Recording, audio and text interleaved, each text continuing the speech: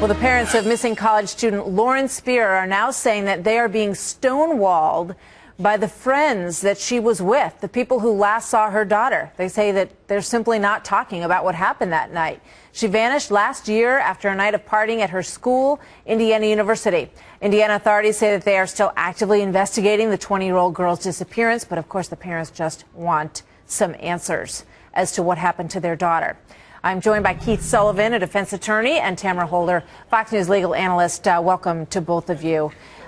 Tamara, you know, Mrs. Spears' letter is heart-wrenching, and you can understand why she is frustrated, feeling that these people who were with her, because she went back and forth, she went to a bar, she went over to the friend's house, then she left there alone. One of the boys said that he saw her walk across the grass back over in the direction of her apartment, and then she disappeared, and they feel like these folks know more than they're saying.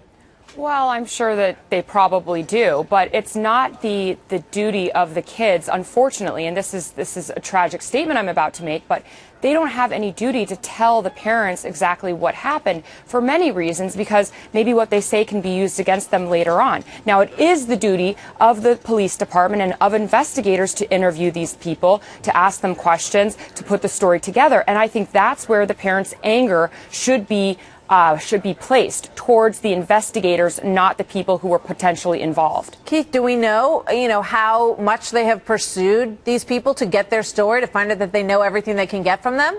Apparently, it appears that they've pursued it more so than the parents are aware. Jamie Wolf, who was the boyfriend of the missing girl, claims that he underwent a polygraph examination administered by the police department. The family seems to be unaware that that took place. Now, as far as the polygraphs go, I would advise the individuals not to take a polygraph. It's going to do no good. It's a great investigative tool, but if you pass it, it will never get you off the suspect list. And if you are arrested and indicted, it will never exonerate you. Yeah. It's considered inadmissible. It's considered junk science. So I would advise those kids not to take it. Yeah. I would go a step further with the mother. I'd tell her to start naming names. If she has specific individuals who she feels are holding things back, and like Tamara pointed out, they may or they may not be, and they don't have an obligation to reveal it, put some social pressure on those individuals.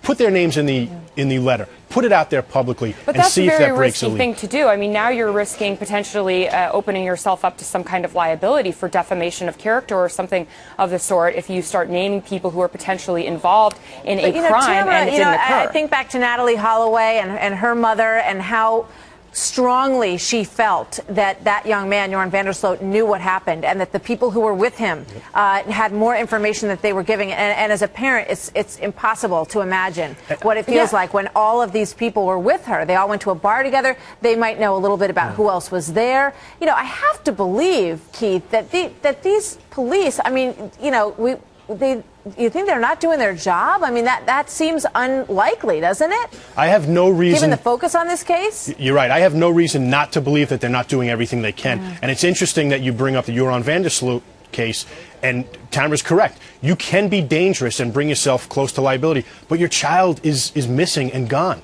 Take the risk, put it out there. And I'm not saying accuse people of a crime. I'm just saying so-and-so, Jane Doe, John Doe, whoever it may be, has not spoken to the police. They've never come and told us their story. That's truth. You don't hide behind truth. You stand in front of the truth. Guys, we've got to leave it there. Thank you very much. Tamara Holder, Keith Sullivan. Thanks, guys.